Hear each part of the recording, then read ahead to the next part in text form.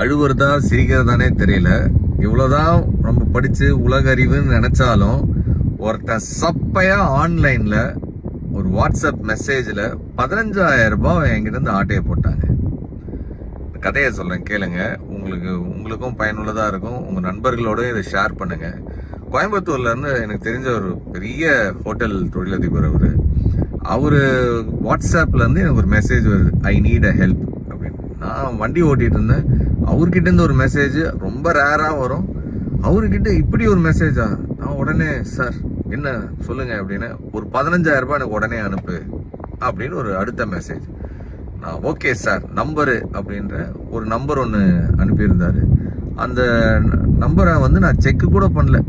பணத்தை அனுப்பிட்டு பார்த்தா ஏதோ யோகேந்தர்னு சொல்லிட்டு வேற ஏதோ பேர் வருது.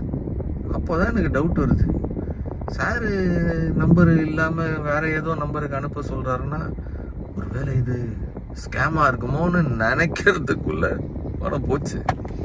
அவருக்கு ஃபோன் பண்ணி கேட்டா நான் நினைச்ச மாதிரியே, என்ன செந்தில் காலையிலேயே என் ஃபோனை வாட்ஸ்அப்பை ஹேக் பண்ணிட்டான், நீ ஒரு 500வது கால் எனக்கு இந்த மாதிரி பண்றது. இத்தனை பேர் பல பேருக்கு மெசேஜ் போயிருக்கு, சில பேர் பணத்தையும் அனுப்பியிருக்காங்க.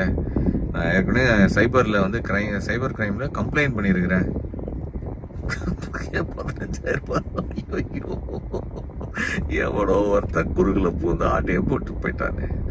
நெக்ஸ்ட் டைம் யாராச்சும் உங்ககிட்ட இந்த மாதிரி வாட்ஸ்அப்ல இருந்து பணம் கேட்குறாங்க அப்படின்னா தயவு செஞ்சு கன்ஃபார்ம் பண்ணாம யாருக்கும் இந்த மாதிரி டக்குன்னு எடுத்து ஒரு எமோஷ்னல்ல யோசிக்காம அனுப்பி விட்றாதீங்க. சுட சுட சுட்டுன்னு வந்துருக்கிறேன். இது சுட்ட கதை இல்லை, உண்மையிலேயே பட்ட கதை.